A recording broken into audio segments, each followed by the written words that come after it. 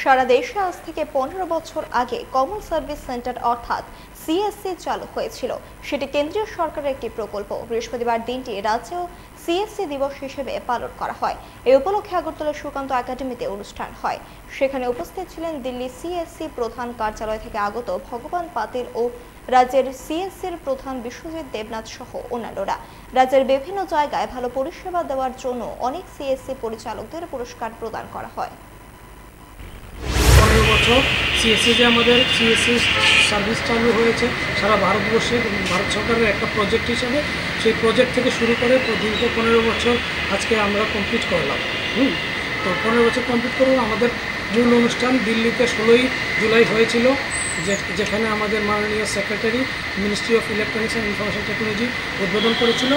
সেই প্রোগ্রামের পর প্রত্যেক রাজ্যে তারপরে থেকে এই সপ্তাহের মধ্যে বিভিন্ন দিনে আমরা ত্রিপুরাতে 25 তারিখ আজকে আমরা সিএসসি দিবস উদযাপন করছি।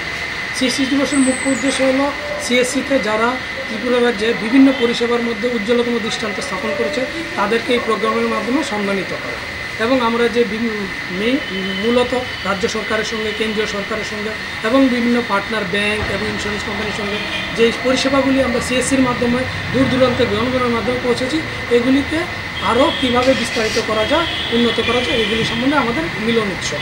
पंख मिल जाते हैं ख्वाब वालों को, आड़ते हैं जिंदगी सवर ले,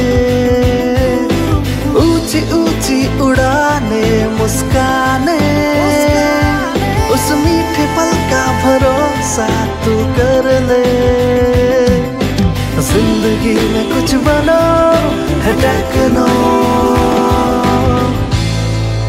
Techno College of Engineering, Agartala.